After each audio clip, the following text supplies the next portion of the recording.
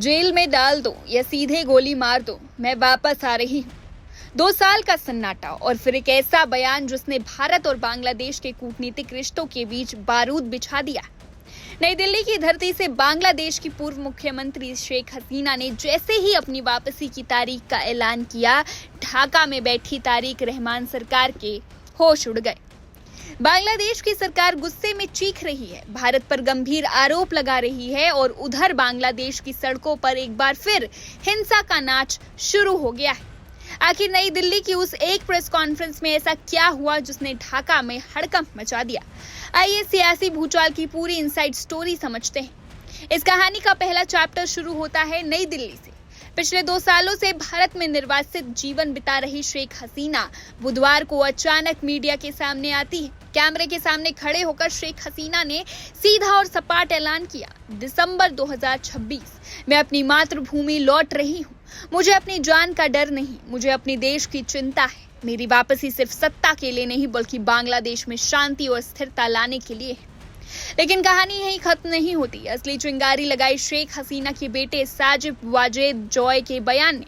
उन्होंने पूरी दुनिया को चेतावनी देते हुए कहा कि बांग्लादेश अब एक फेल्ड स्टेट बनने की कगार पर है। भारत की पूर्वी सीमा पर एक दूसरा पाकिस्तान तैयार हो रहा है। अगर दुनिया समय रहते नहीं जागी तो बांग्लादेश पूरे दक्षिण एशिया के लिए आतंकवाद का नया गढ़ बन जाएगा। अब जरा सोचिए, जब पड़ोसी देश की राजधानी में बैठकर कोई नेता ऐसी ललकार भरेगा तो ढाका में बैठी सरकार कैसे शांत रह सकती है? जैसे ही ये खबर ढाका पहुंची, तारिक रहमान सरकार में खलबली मच गई।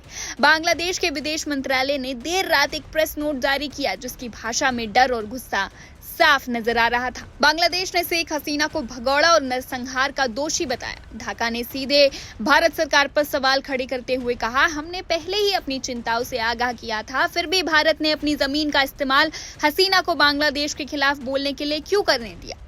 बांग्लादेश ने इसे अपनी सॉवरेनिटी यानी कि संप्रभुता का सीधा अपमान बताया।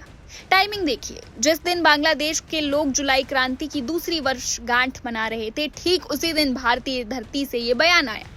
ढाका ने यहां तक याद दिलाया कि 2013 की प्रत्यर्पण संधि के तहत वो हसीना को वापस मांग रहे हैं, लेकिन भारत कोई जवाब नहीं दे रहा और भारत का ये रवैया दोनों देशों के रिश्तों को भारी नुकसान पहुंचा सकता है। बात सिर्फ बयानों तक सीमित नहीं है, अब इसका असर कूटनीति पर पड़ने लगा है। महज 2 दिन पहले भारत ने खुद ये साफ किया था कि सितंबर 2026 में भारत में होने वाले ब्रिक्स शिखर मिलन के लिए बांग्लादेश के प्रधानमंत्री तारिक रहमान को न्योता दिया जाएगा। लेकिन इस बड़े विवाद के बाद अब सवाल खड़ा हो गया है, क्या तारिक रहमान भारत के दौरे पर आएंगे? क्या भारत और बांग्लादेश के रिश्ते अब एक ठंडे बस्ते में जाने वाले? इधर दिल्ली और ढाका के बीच बयानों की जंग चल रही थी और उधर बांग्लादेश की सड़कें फिर से सुलग उठी।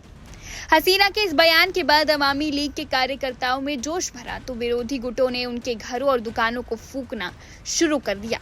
ढाका की यूनिवर्सिटी जंग का मैदान बन गई। छात्र गुटों के बीच खूनी झड़पें हुई, हॉस्टलों पर कब्जे के लिए लाठियां और गोलियां चली। इसी बीच बांग्लादेशी पीएम के सलाहकार सैयद मुअज्जिम हुसैन अलाल ने हसीना को चुनौती दी, दिसंबर का इंतजार क्यों? अगर हिम्मत है तो आज ही ढाका आओ। कानून और जनता तय करेगी कि तुम्हें गले लगाना है या जेल में ठूसना है।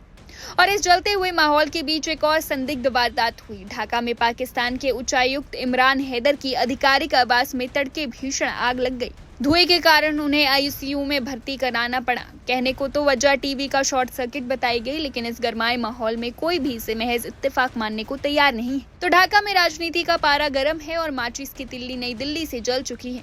अब सवाल यह है कि क्या दिसंबर 2026 में शेख हसीना की ये वापसी बांग्लादेश में किसी नए राजनीतिक भूचाल या तख्ता पलट का कारण बनेगी?